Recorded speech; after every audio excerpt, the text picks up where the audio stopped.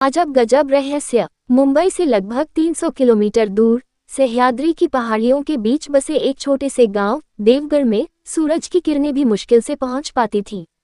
गांव के लोग सीधे सादे थे, लेकिन उनकी आंखों में एक अजीब सा डर हमेशा तैरता रहता था। इस डर की वजह थी गांव के ठीक बाहर मौजूद पुराना हवेली। ये हवेली सदियों पुरानी थी और उसके बारे में अनगिनत कहानियां प्रचलित थीं।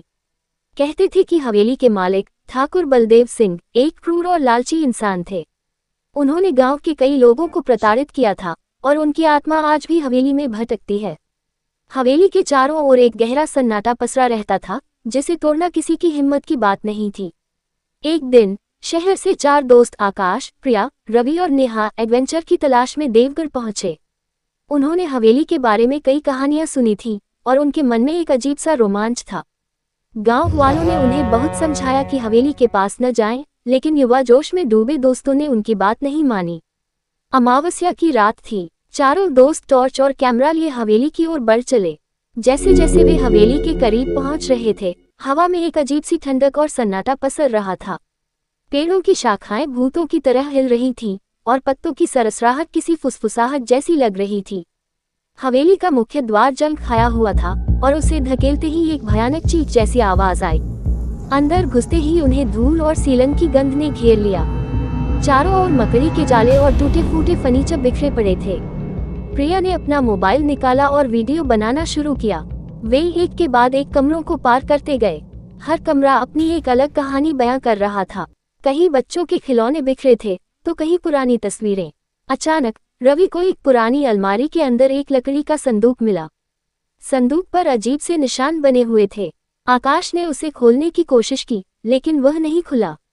लगता है इसमें कुछ खास है, नेहा फुसफुसाई। तभी प्रिया के कैमरे में कुछ कैद हुआ। एक धुंधली परछाई कमरे के कोने से गुजरी और पलक झपकते ही गायब हो गई। प्रिया की चीख निकल गई। मैंने कुछ देखा। चारों दोस्तों की सांसें रुक गईं। उन्हें लगने लगा था कि वे कोई गलती कर रहे हैं। वे बाहर निकलने की सोचने लगे, लेकिन तभी एक तेज हवा का झोंका आया और हवेली के सारे दरवाजे और खिड़कियां तेजी से बंद हो गए। पूरी हवेली में घनघोर अंधेरा छा गया। टॉर्च की रोशनी में उन्होंने देखा कि संदूक अपने आप खुल गया था। संदूक के अंदर एक पुरानी डायरी थी। आकाश ने कांपते हाथों से डायरी उठाई। उसके पन्ने पीले पड़ चुके थे और उस पर खून के धब्बे थे। डायरी में ठाकुर बलदेव सिंह ने अपने काले जादू और गांव वालों पर किए गए अत्याचारों का वर्णन किया था। उन्होंने लिखा था कि उन्होंने अपनी शक्तियों को हवेली में कैद कर दिया है और जो कोई भी उस संदूक को खोलेगा वह उनकी आत्मा के जाल में फंस जाएगा। डायरी पढ़ते ही हवेली में अजीबोगरीब घटनाएं घटने लगी।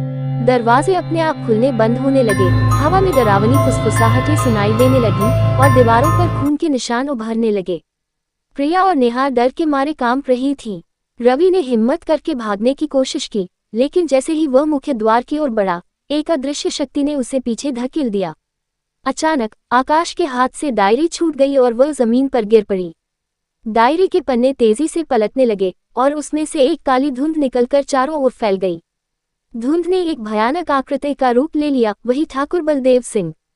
उनकी आंखें लाल थीं और उनके चेहरे पर क्रूर मुस्कान थी। तुमने मेरी शक्तियों को जगा दिया है, ठाकुर की आवाज गूंजी। अब तुम यहाँ से कभी नहीं निकल पाओगे। चारों दोस्त एक दूसरे का हाथ पकड़कर पीछे हटने लगे। वे फंस चुके थे। हवेली की डरावनी कहानियां अब हकीकत बन चुकी थीं। क्या वे ठाकुर बलदेव सिंह के चंगुल से बच पाएंगे, या वे भी हवेली के उन रहस्यमय इतिहास का हिस्सा बन जाएंगे जहां अजब गजब रहस्य हमेशा के लिए दफन हो जाएंगे? क्या आप जानना चाहेंगे कि उन दोस्तों के साथ आगे क्या हुआ, या देवगढ़ गांव के किसी और रहस्य के बारे में जानना चाहेंगे? तो मुझे कमेंट करके बताएं। मैं इस कहानी का अगला भाग लेकर जल्दी आऊंगी। आखिर क्या हुआ उन 4 दोस्तों के साथ?